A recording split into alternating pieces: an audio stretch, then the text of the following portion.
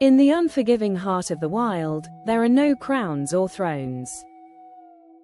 There's only strength, strategy, and the relentless march of time. For a decade, one wolf has been the heart of this valley. His howl, its anthem; his will, its law. We've been taught to call wolves like him alphas, a term that comes from watching captive animals in unnatural settings. But the truth in the wild is far more complex, and a lot more personal. These leaders aren't just conquerors, they're parents. They are the breeding pair that forms the very core of the family. The pack isn't a group of rivals, but a multi-generational family, a collection of offspring, siblings, aunts, and uncles, all bound by blood. And that's what makes the story of a changing of the guard not just a power struggle, but a family tragedy. For 10 years, his leadership has been absolute. His name is Kronos, a patriarch whose legacy is etched into the landscape of this valley. But often, the greatest challenge to a leader's reign doesn't come from a rival pack, but from within his own bloodline. This is the raw story of a father's last stand against the rising power of his own son. To understand the fall, you have to understand the reign. Kronos wasn't born a leader, he earned this valley. He and his mate, the true heart of the pack, carved out this territory, a sanctuary rich with elk and deer. Together, they raised litter after litter, building a dynasty from just the two of them. In the wild, the pack is a family, and the alphas are simply the parents.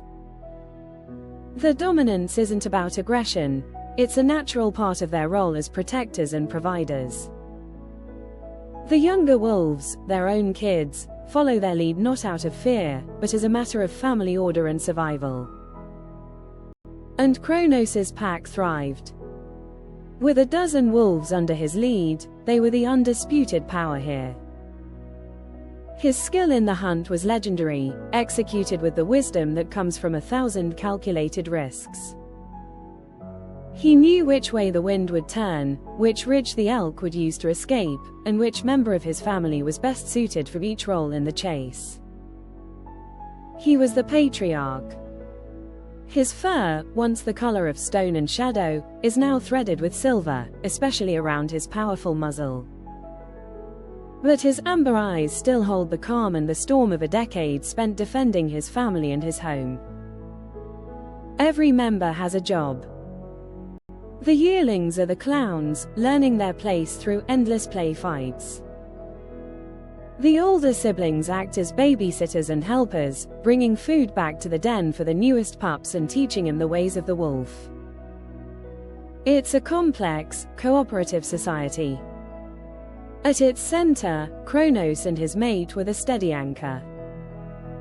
But even the strongest anchors get tested by a turning tide. And that tide was turning, in the form of his eldest son, Kale. Look at Kale, and it's like seeing his father in his prime.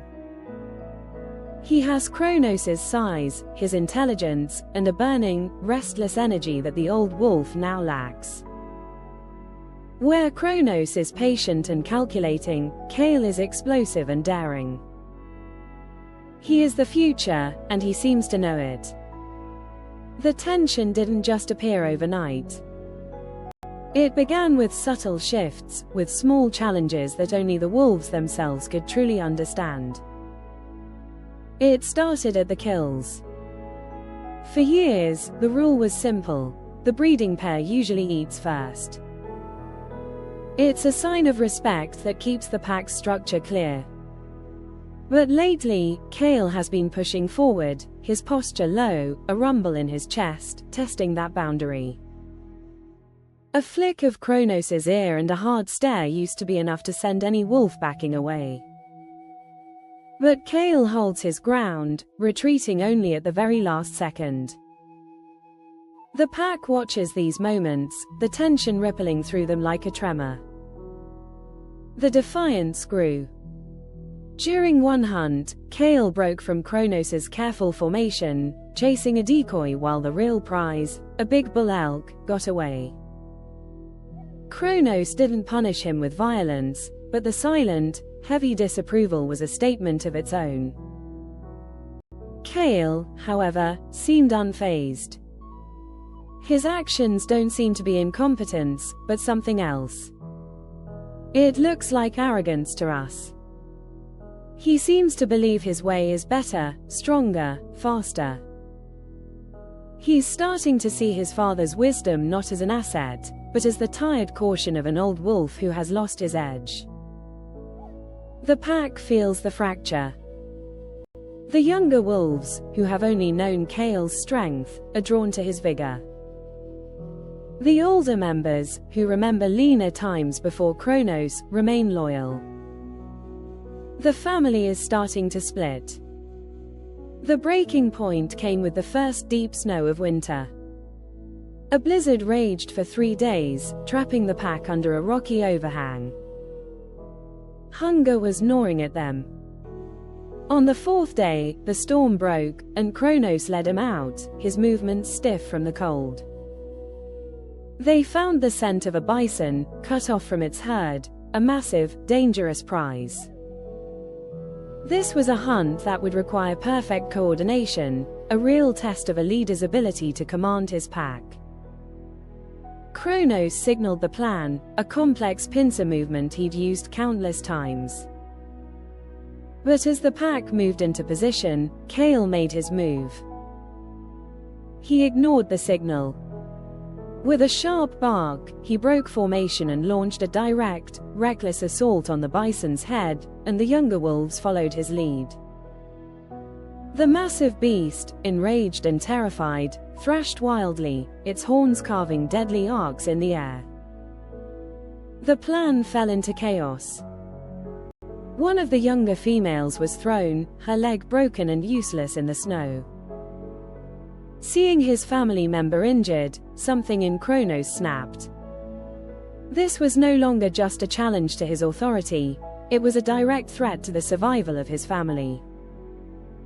He charged, not at the bison, but straight at Kale. The air cracked with the sound of their collision. The hunt was forgotten.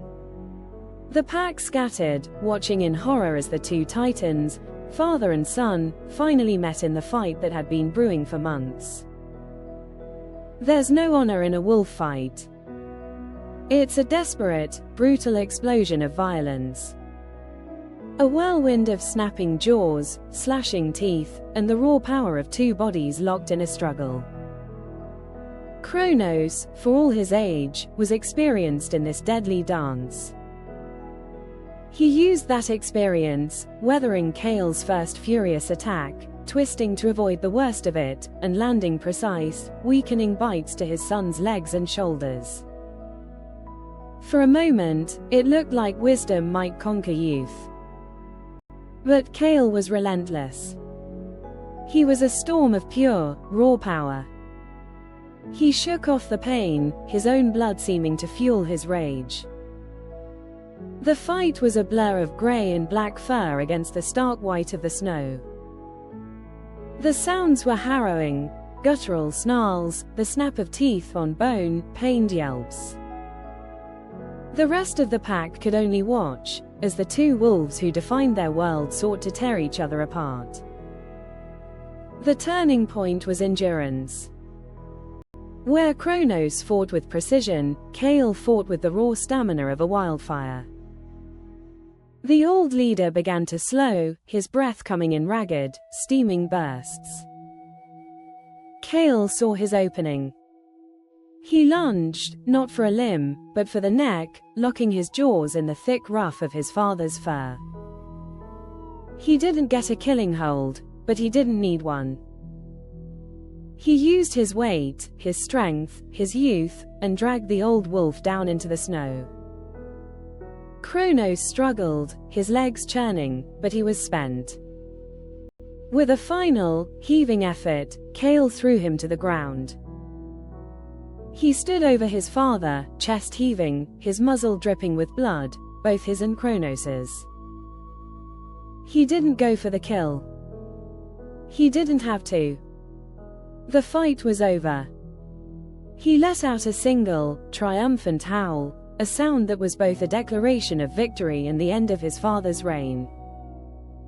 Defeat in the wild is cold and absolute. Kronos lay in the snow, his body a map of pain, but the deepest wound was to his spirit. He watched as, one by one, the pack members approached Kale, lowering their heads and tails in a gesture of submission. Even his own mate, the she-wolf who had been by his side for a decade, eventually went to the new leader. It isn't a betrayal, it's an acknowledgement of the new reality. The pack's survival depends on a strong breeding pair, and the fight has made its choice. Kale is now the leader. His rule will likely be one of strength and aggression, a stark contrast to his father's measured leadership. The future of the Valley Pack is now in his paws. Kronos pushed himself to his feet, his body screaming in protest. He didn't look at his son. He didn't look at his mate. He looked once at the mountains that had been his home for 10 years. Then, with a dignity that was painful to watch, he turned and limped away. He wasn't driven out with snarls and snapping teeth. In a way, it was crueler. He was simply allowed to leave, a ghost from a bygone era. He became what all defeated leaders become, a lone wolf, a memory fading into the falling snow. His howl was no longer the anthem of the valley, but a solitary, mournful cry lost to the vast, indifferent wilderness. The laws of nature are brutal, but they tell the most powerful stories on Earth. If you're fascinated by the raw drama of the wild and want to explore more incredible tales of survival, leadership, and family, subscribe to our channel and hit that notification bell. The story of Kronos and Kale is a stark reminder that in the wild, power is never permanent, and time is the one challenger no leader can defeat. In this valley, a new era has begun, forged in the violence of a son's rise and a father's last stand. A new leader reigns, but his legacy is yet unwritten, and his greatest challenge may be ruling the very family he broke to gain his crown.